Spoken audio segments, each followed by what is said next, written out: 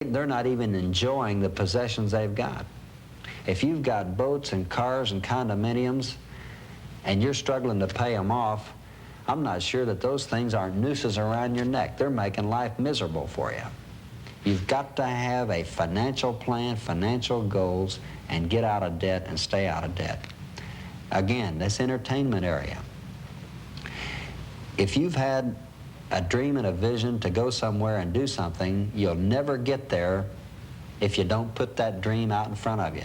Now, many people that I have run into have put their goals and dreams out in front of them. One of my great friends, Dr. Eugene Swearingen, on our faculty at Oral Roberts University in our business school, what he talks about doing is cutting out pictures and pasting them on the refrigerator. Here are the goals and dreams that I have. In terms of a vacation, if you always wanted to go skiing but you could never quite seem to get enough money, cut a picture out of a travel magazine and put someone skiing there.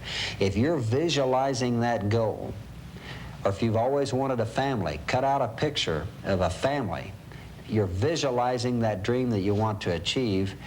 Then you can see that you're working toward something, and as you're working toward that something, you're going to be able to put yourself in a position of achieving those things.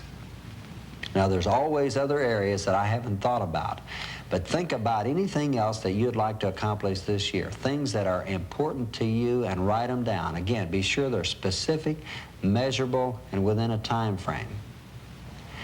Now, let me just recap again why objectives and goals are so important. They create targets. We gotta have something to shoot at. The spaceship's gotta have somewhere to go. Okay, now we've got a plan. Now we've got 5-year objectives. Now we got 1-year objectives. I've got a vision and a dream. Henry, you've encouraged me. God wants me to achieve my potential. But here I stand with things standing right in my way. There's some insurmountable problems that I've got to overcome. I'm a single parent. I've got youngsters that I've got to raise. When I get home at night, I'm just absolutely exhausted. It's about all I can do to get by, let alone have a vision or a dream. Other kinds of cases, there's all kinds of things that could be going wrong. I dropped out of school right toward just before graduation. I lost my credits. We transferred. Now I've got to take my whole senior year over. I've taken that CPA exam a half-dozen times and I cannot pass the final part. I'm discouraged. How do I overcome these obstacles? The civil service exam, the one that's going to get me that really good governmental job, I'm continually scoring right under the margin. How do I remove the obstacles that are right in front of me? That's what we're going to talk about today. Now,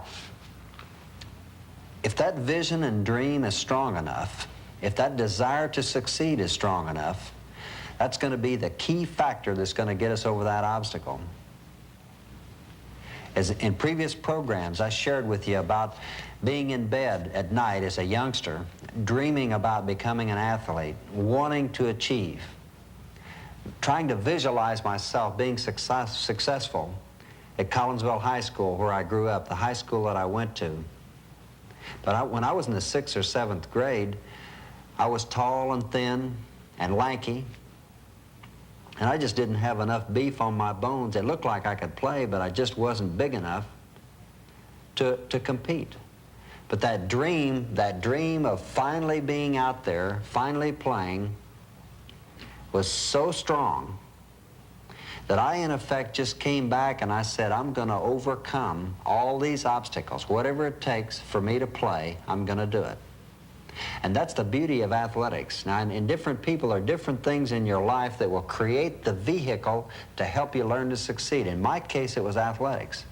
Other people are going to be interested in different things. It's going to be music or painting or drama or cheerleading or something that you've got to overcome.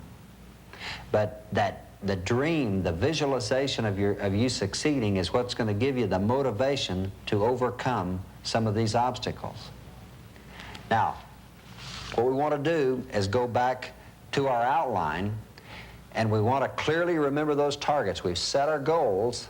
Now we want to start making some things happen. So again, you're going to need your strategic planning outline, or you need a pencil and paper, and let's go to work on some things. We want to get these things down on paper. And here's the first thing that I want you to do today. Write down on a sheet of paper some of the things that you've got to do this month or in the next few months to get you started. In other words, 5th year, vision and dream, that's way out.